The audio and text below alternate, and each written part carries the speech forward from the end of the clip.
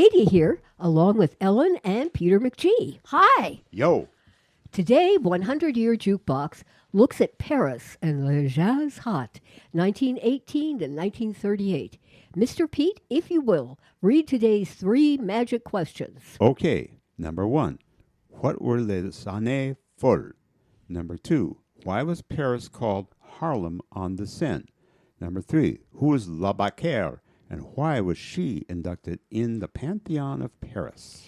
Since the United States is such a mingling of cultures, 100-Year Jukebox likes to salute some of the nations and people who have contributed to our musical heritage. But today's show is a little bit different. OYJ salutes the first culture that recognized our own creation, jazz, and the 12-bar blues that underlies it. Yeah, well, don't forget the enslaved people who created it. Of course not. In fact, we're talking about the first European nation that acknowledged the uniqueness of jazz and the African Americans who created it. Oh, it must be France then. Spot on, Mr. Pete. Today, OYJ looks at Paris and Le Jazz Hot. Today, we're discussing when jazz came to Paris and why it had such a profound effect on popular music, as did the people of color who created it. Le Jazz Hot swept over Paris right after the Great War, 1914-1918. In 1918, Paris had been devastated by the Great War. Unemployment was dire, prices had gone sky high, and rationing was still in effect, with meat almost unobtainable. Not very gay Paris, eh? Meanwhile, members of the most decorated combat unit of their division, the Harlem Hellfighters, were reluctant to go back to America. Wait a minute. I never heard of any black fighting troops in World War I. That's because the 369 Infantry Regiment was not allowed to fight alongside white American soldiers. They were transferred to the French Army, where they spent 191 days in the frontline trenches and notched up an extraordinary record of achievement. They terrified the German troops. They were the ones who dubbed them the Harlem Hellfighters. No wonder they didn't want to go back to the U.S., where they were called raw muscle and treated worse than mules. But in Paris, the black soldiers were treated like the heroes they were, and then They brought their music with them. Bingo! another great hero was Eugene Bullard, 1895 to 1961, the first black combat pilot. He was born in Georgia, USA, but became a member of the Lafayette Flying Corps. He was a man of many parts, jockey, boxer, and entertainer, who played at many of the jazz clubs springing up in Montmartre, and eventually bought Le Grand Duke, one of the most popular clubs. It was a moment in time. As Paris recovered and moved into the Roaring Twenties, Les années folles, or the crazy years as the French called them, for the next decades, 1920s, 1930s, Paris ruled the world of culture, literary endeavors, music, art, and fashion. I'll bet there were many more people of color coming to Paris, hungry for a taste of freedom. In fact, so many creative, talented African Americans not only formed the Harlem Renaissance, but so many came to Paris. it was known as Harlem on the Seine, and like so many of their white counterparts, expanding the literary world in cafes and bars and salons. Yes, and it was an African American entertainer and saloon owner, Bricktop, born Ada Beatrice Queen Victoria Louise Virginia Smith, 14 August 1894, 1 February 1984, who provided a hangout for such literary types as Ernest Hemingway, John Steinbeck, James Baldwin, and Langston Hughes. Other nightclubs featured black performers such as Sidney Bechet, Duke Ellington, and Mabel Mercer. I get it.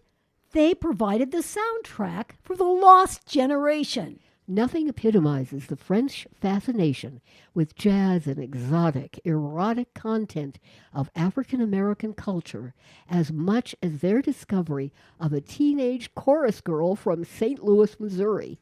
Her name was Josephine Baker, and in her costume, consisting of a necklace and a skirt of bananas, she drove the French wild, managing to be at once alluring, dangerous, charming, nonchalantly nearly naked, and uproariously witty. I can see why La Bacchère became the symbol of Paris of the Jazz Age. I don't know. I mean, about this jazz thing. Weren't the French too cultured for such low-class stuff? Mind you, this was not the first time the French had combined the sacred classical music and gutter interpolations. Offenbach took a very highbrow theme in his 1958 operetta Orphée aux Enfers, the Orpheus in the underworld, lampooning the hell out of its pomposity and culminating in a rip-roaring can-can climax straight out of the most farouche dives in Paris. The audience loved and continues to love it. But jazz, that new syncopated rhythm, so startling in its sound, full of implied violence and raw sexuality, was captivating. It was so vivid, so full of life, one got caught up in its beat just for the moment. All your troubles were gone. There was nothing else. It seems to me Americans have always had an inferiority complex about our own music. I mean, it was a long time before we had an opera company or a symphony or a school of ballet. American culture vultures turned up their noses at the music coming from the honky-tonks, the bawdy houses, the gambling dens, or the songs rising from workers in the fields and the rivers. Even on the non-profane side, the high culture snobs paid no attention to the holy music coming from the black churches. Their grandkids will be rocking out to it big time. Maybe Paris's approval of America's wild music made it more respectable. You bet. With Paris on board, proper Americans, especially ladies, could actually say the words jazz and juke out loud. Hey, what was wrong with that? Jazz, juke. Think about it.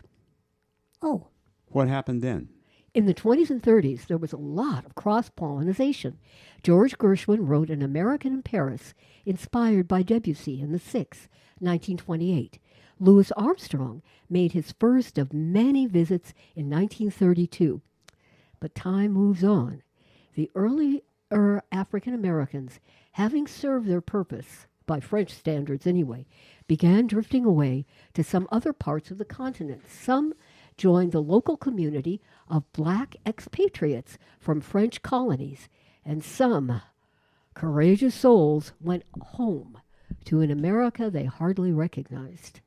With the Depression hitting France in 1931, and especially the French Musicians Union declaring only 10% of any musical ensemble was allowed to be foreigners, the African-American performers were pretty much deemed surplus to requirement.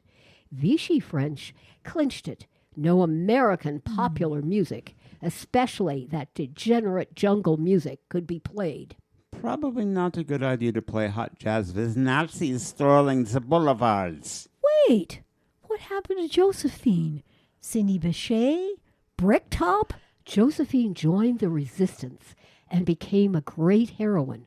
OYJ will have a profile on La Bacchère soon.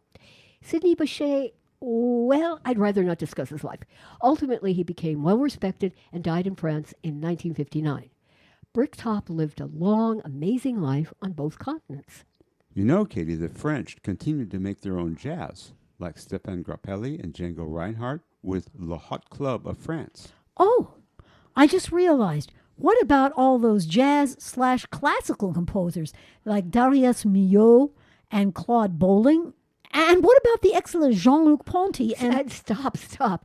We have so many more. But it all started when a bruised and battered France reached out and embraced a true American culture that we hadn't appreciated properly. We and the world owe them our gratitude.